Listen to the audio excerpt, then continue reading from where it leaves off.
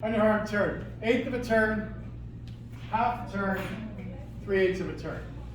So we're doing half a basic. We go 1, 2, 3, 1, 2, 3. We talked about arms being up. Yes? Like an elk or a deer or something. Beautiful figure. Nice. Okay, so we were doing cross-body lead with an inside turn. So first of all, you were going 1, 2, 3, left foot half, right foot half, left foot hold. Okay? So if I do that again, I'm going 1, 2, 3, half turn, whole turn, complete turn. Okay? And then if I want to add my arms, I'm going and a 1, 2, 3. Bye-bye.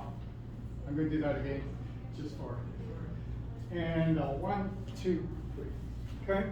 So that's kind of your homework. And also you can bring the arm down. So you can practice in front of a mirror.